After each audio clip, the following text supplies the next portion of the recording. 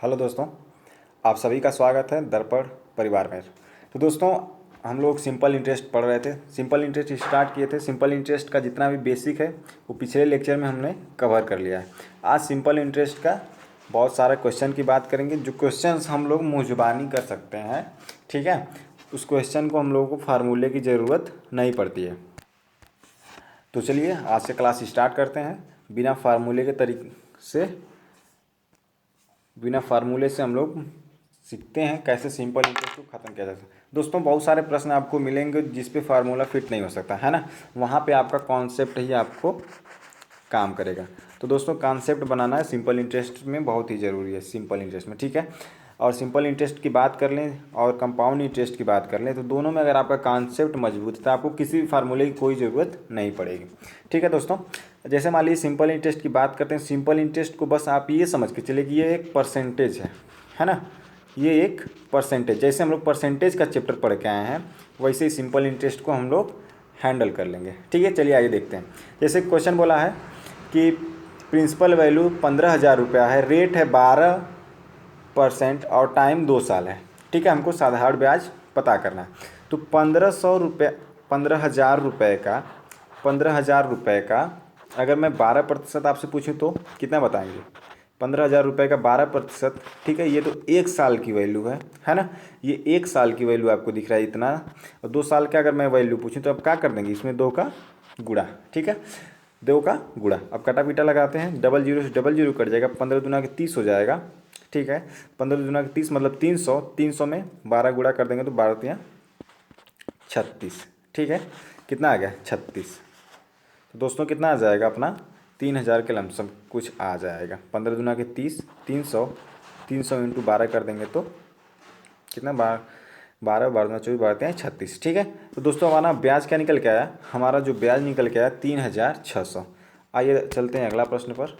दोस्तों इसी प्रकार सारा प्रश्न हमको करना है। ठीक है, हमको फार्मूला पे नहीं रखना है। देखिए, अब जैसे मान लीजिए हमको डायरेक्ट करना है तो 8,000 हमारा प्रिंसिपल वैल्यू है। रेट है मेरा 15%। रेट मतलब क्या? ब्याज। ब्याज मेरा 15% है 2 साल के लिए।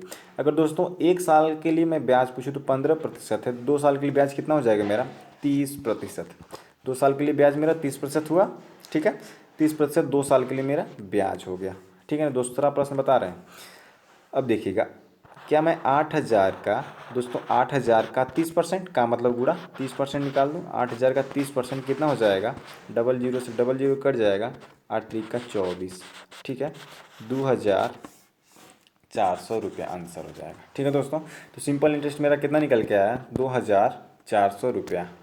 बढ़ते हैं अगले प्रश्न पर। अगला प्रश्न है 5,000 दर दिया है मेरा 9%, टाइम कितना है?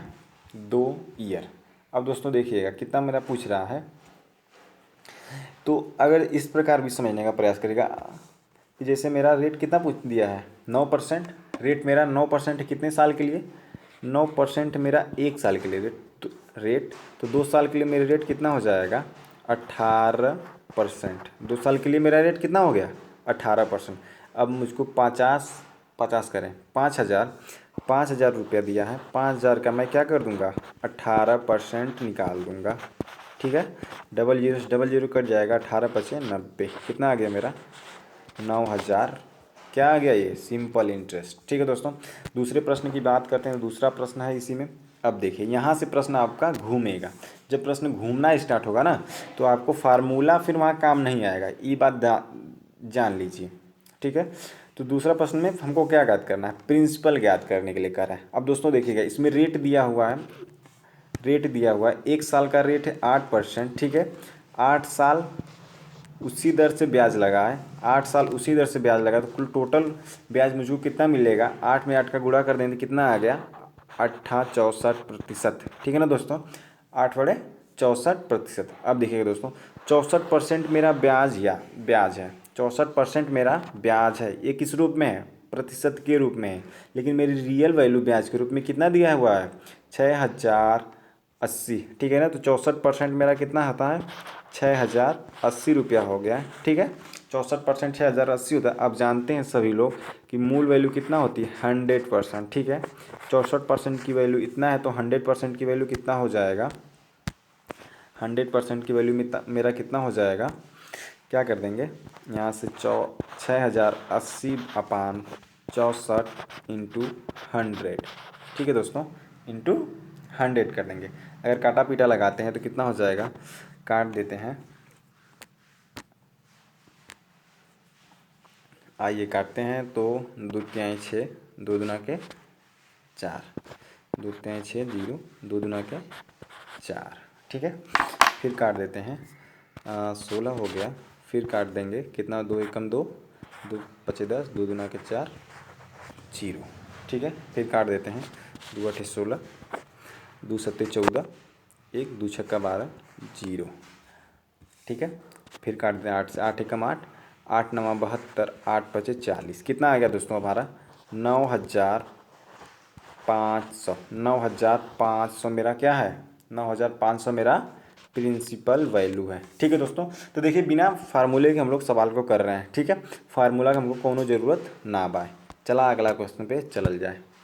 आगे का प्रश्न है मेरा, फिर से इसमें प्रिंसिपल की बात किया है। तो प्रिंसिपल की बात किया है, रेट है मेरा एक वर्ष का रेट है मेरा 9%, 3 वर्ष का कितना हो जाएगा, 1 वर्ष का 9%, तो 3 वर्ष का कितना हो जाएगा, 9 3 27, गुणा लगा देंगे तो कितना हो जाएगा 27%। ये जो 27% है, अब देखिए दोस्तों प्रिंसिपल की बात किया, अमाउंट दिया है, ठीक है ना।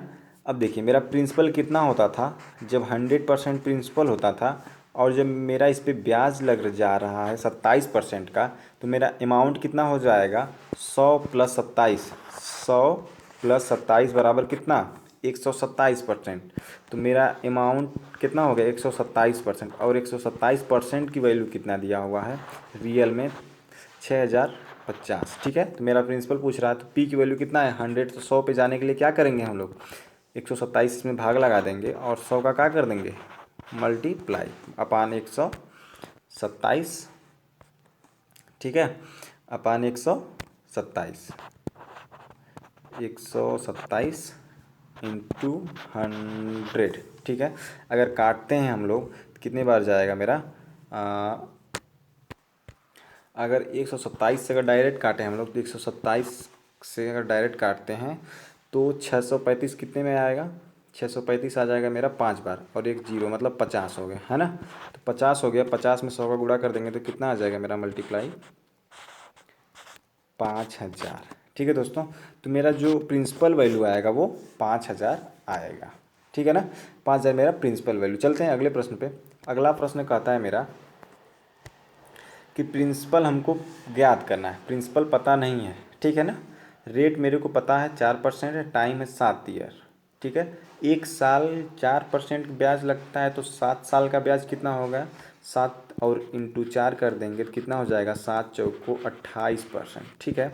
अब जो ये जो ब्याज है किसके बराबर है, ब्याज का वैल्यू कितना दिया 2520 रुपया, ठीक है ना। तो 100 की वैल्यू निकालने के लिए क्या कर देंगे 25/20 बटा 28 इंटू 100, ठीक है ना। अब ये 28 दिया है को 252 से हम लोग काटेंगे, 252 से काटते हैं तो कितनी बार जाता है, अगर 2 से काटते हैं तो 2 एकम 2, 2 दूना के 4, ठीक है, 2 चौको 8, 2 एकम 2, 2 दूना के 4, 2 छक्का 12 0, ठीक है। और फिर से काट देते हैं, 2 सत्ते 14, 2 छक्का 12, 2 तिहाई 6 0, 7 एकम 7, 7 नवा 63, ठीक है ना, 9 7 नवा 63 मतलब 90 आ गया, ठीक है दोस्तों। अगर 90 आ गया, 90 का इंटू 100 में कर देंगे तो मेरा कितना आ जा रहा है 9000 मेरा रुपया आ जाएगा, ठीक है दोस्तों। तो उम्मीद है कि आपको समझ में आ रहा होगा, ठीक है। चलते हैं अगला प्रश्न पे आगे बढ़ते हैं। अगला प्रश्न मेरा है, देखिए बहुत ही जानदार प्रश्न है, ठीक है, बहुत ही जानदार प्रश्न है। आइए करते हैं, कैसे करते हैं। एक व्यक्ति 8% की दर से पैसा उधार लेकर 8% की दर से पैसा कोई व्यक्ति उधार लेता है, 12% की दर से देता है, ठीक है ना। एक व्यक्ति किसी से उधार लेता है और 12% की दर से और किसी को देता है, तो उसे 4 साल बाद 1920 रुपये का लाभ होता है। दोस्तों समझने का प्रयास करिएगा, क्वेश्चन क्या कह रहा है। एक व्यक्ति है जो 8% की दर से किसी से उधार लेता है, 8% की दर से, ठीक है, 8% की दर से किसी से उधार लेता है अब वो यह जो उधार लिया हुआ धन है वह फिर किसी व्यक्ति को वह 12% की दर से उधार दे देता है। 12% की उधार से धन दे देता है। अब दोस्तों ये देखिए, यहाँ से कंडीशन ये है, जब वो पैसा उधार वापस लेगा, जब वो पैसा उधार वापस लेगा तो 12% की दर से उधार वापस लेगा, ठीक है ना। और जब वो पहले वाले व्यक्ति को वापस देगा तो कितने परसेंट की वापस देगा? 8% की दर से उस पैसे को वापस देगा। तो यहाँ पे मोटी मोटा उसका जो लाभ हो जा रहा है 4% का लाभ हो जा रहा है, जो क्वेश्चन में बात कर रहा है ना। 4% का लाभ हो जा रहा है। अब दोस्तों देखिएगा, एक साल में 4% का लाभ हो रहा है तो 4 साल में कितने परसेंट का लाभ? 16% का लाभ हो जा रहा है 4 साल में, ठीक है। और लाभ का रुपया कितना दिया हुआ है? रुपये का लाभ कितना हुआ है? 1920 रुपया है, ठीक है। तो मुझको मूलधन ज्ञात करना। मूलधन मेरा 100% होता है, तो 100% की वैल्यू निकाल देंगे 1920। 16% इसमें भाग लगा देंगे तो 1% की वैल्यू आएगी, तो और 1% से 100 का गुणा कर देंगे तो कितना आ जाएगा? 100% की वैल्यू। 2 अठे 16, 2 नवा 18 और 2 छक्का 12, यहाँ पे 0। 8 एकम 8, 8 दूना 16, 120, ठीक है। 120 में 100 का गुणा करने कितना आ जा रहा है मेरा? 12,000 रुपया, ठीक है दोस्तों। तो देखिए कितने आसानी से हम लोग बिना फार्मूले की सहायता से कर सकते हैं किसी भी क्वेश्चन को। आप लोग बस इतना समझिए कि क्या है? परसेंटेज है, ठीक है। अगला प्रश्न, अगला प्रश्न दोस्तों देखिए क्या है। एक व्यक्ति 9% की दर से पैसा 6% की दर से देता है। इसके कहने का मतलब है कि एक व्यक्ति 9% की दर से पैसा लिया है, ठीक है, और दूसरे किसी व्यक्ति को वह 6% की दर से पैसा उधार देता है, ठीक है दोस्तों। तो अब देखिए दोस्तों, मैं अगर 9% की दर से पैसा किसी से ले रहा हूँ, अगर 6% की दर से मैं पैसा किसी और को दे रहा हूँ, तो मेरा घाटा हो रहा है कि लाभ? जाहिर सी बात है कि मेरा घाटा होगा, क्योंकि मैं फिर जब बैंक में उसको वापस करूँगा तो 6% वो व्यक्ति देगा मुझको, और मुझको कितना परसेंट वापस करना पड़ेगा? 9%, ठीक है। तो जाहिर सी बात है मुझको 3% का क्या होगा यहाँ पे? हानि होगा, ठीक है। प्रतिशत की दर से देता है। प्रश्न पे चलते हैं। उसे 4 साल बाद कुल हानि 3,840 होती है। एक साल में मेरी हानि हो रही है 3% की, तो 4 साल में हानि 4 तिहाई 12% की हानि होगी 4 साल में। अब हानि बराबर हानि, तो हानि की वैल्यू कितना है? 3,840। तो 100% की वैल्यू निकाल देंगे। क्या पूछा है? मूलधन। मूलधन मतलब 100%। अगर 3,840 अपान 12, ठीक है दोस्तों। काट देते हैं, 100 इधर कर दें, 2 छक्का 12, काट देते हैं। 2 एकम 2, 2 नवा 18, 2 दूना 4, ये हो गया अपना 0। अब 6 से काट दें सीधे सीधे। 6 के 6, 6 दूना के 12, 6 18, 6 दूना के 12, 0। कितना आ गया मेरा? 32,000 आ गया मेरा रुपया, ठीक है दोस्तों।